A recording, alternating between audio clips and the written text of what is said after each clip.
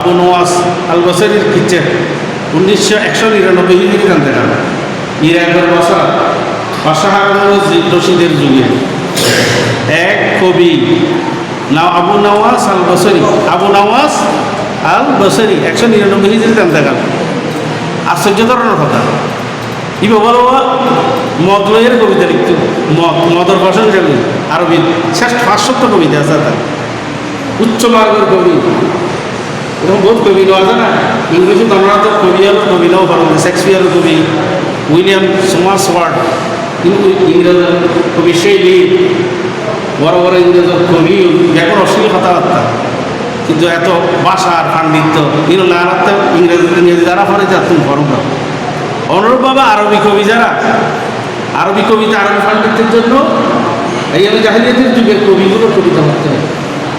7 জন কবি আছে বিখ্যাত বিখ্যাত কবি, এমরুল কায়েস, লবিদ তরফা। বর্তমান সুন্নি মাদ্রাসারা কবল বুঝতে নেই, এত কঠিন আরবি। এমরুল কায়েসের কবিতা, লবিদ তরফার কবিতা, এই জাহিলিয়াতের সবা মহল্লাকে আরব হচ্ছি খাস খাস উস্তাদ দুয়ারে যাইলে বুঝছি দি সাবা মোয়াল্লাকা, সাবা মানি সাত, মোয়াল্লাকা মানি লটকানো। জাহিলিয়াতের যুগে কবিতা প্রতিযোগিতা হইতো, কবিতার প্রতিযোগিতা হইতো, কবি গান হয় না আরব দেশ। আরব জাহিলিয়াতের যুগে কবি গান হইতো আরবি কবিতা, যে যেগুলো শ্রেষ্ঠ হইতো, শ্রেষ্ঠ কবিতাগুলো আল্লাহর ঘরের দেয়ালের উপরে লটকাইতো, নির্বাচিত কবিতা, শ্রেষ্ঠ কবিতা, এগুলোকে বলা হয় সাবা মোয়াল্লাকা। সাবা মানি সাত, মোয়াল্লাকা মানি লটকানো। এইরকম সাবা মোয়াল্লাকার মতো কবি আবু নওয়াজ আল বসরি সবসময় মিশা কথা হইত, সবসময় ঠাট্টা বিদ্রুপ করত, গুণের গুণও বর্ণনা করত।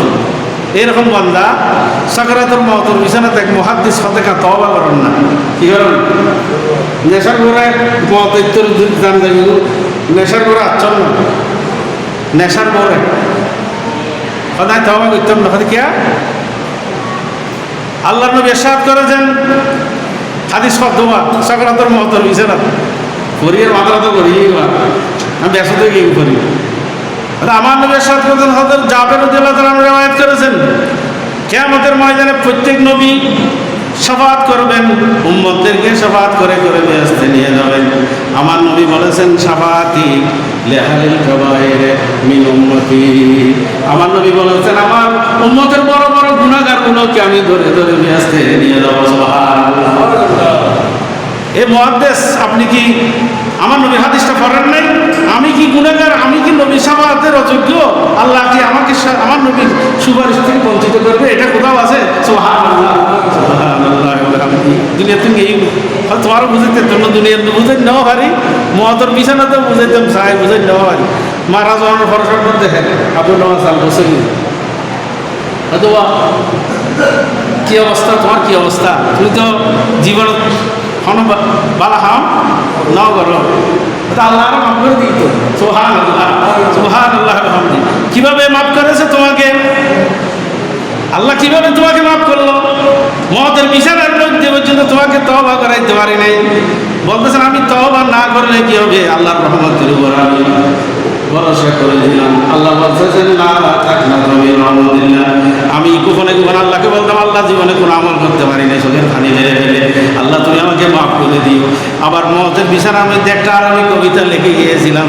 এই কবিতা হলো, আল্লাহ তুমি যদি গুনাহ মাফ না করো, কোন গফুরুর রহিম আছে, কার গুনাহ মাফ চাই। আমি মানুষ থেকে দেখানোর জন্য তওবা করি নাই, কিন্তু কবিতা লিখে লিখে আল্লাহর কাছে তওবা করেছি। আরবি কবিতা, সালাইন্য কবিতা লিখে দাঁড়িয়ে আছে, বসন্তের কবিতা, সালাইন্য কবিতা।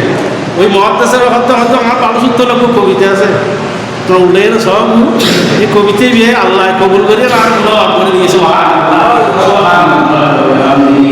কবিতা লিখি তো গুনাহ মাফ হয়নি।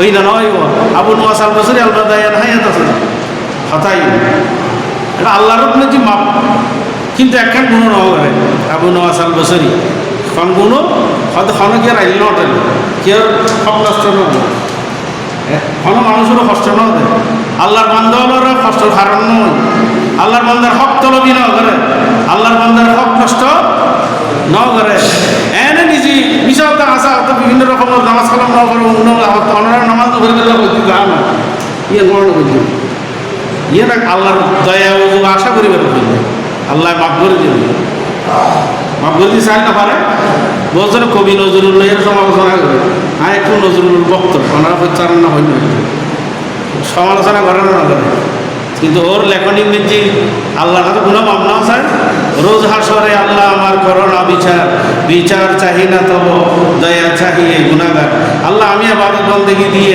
তোমার দুয়ারে তোমার কাছে মুখ দেখাইতে পারবো না আল্লাহকে আমাদের ময়দানে আল্লাহ তোমার কাছে দয়া চাই রহমত চাই তুমি যদি দয়া না করো কিয়ামতের মাঠে আল্লাহ আমি কোনো আমল নাই আমার কাছে যেটা দিয়ে আমি কিয়ামতের ময়দানে তোমার সামনে দাঁড়াবো সুবহানাল্লাহ কেন এটা হাদিসে তো আছে আল্লাহ রসুল বলতেছেন কিয়ামতের মাঠে আল্লাহ দয়া না করলে কেউ ভাগ পাবে না কোনো আমল দিয়ে ভাগ পাবে না আমার নবী বলতেছেন কিয়ামতের মাঠে আল্লাহর দয়া ছাড়া কোনো মানুষ রেহাই পাবে না কিয়ামতের ময়দানে আল্লাহর দয়া ছাড়া আমার নবী সাহাবী একজন বলতেছেন ইয়া রাসূলুল্লাহ আপনারও দরকার আছে আল্লাহর দয়া কি আপনারও দরকার আছে আল্লাহর দয়া ছাড়া আপনিও ভাগ পাবেন না আমার নবী বলতেছে আমিও আল্লাহর দয়া ছাড়া পার পাবো না সুবহানাল্লাহ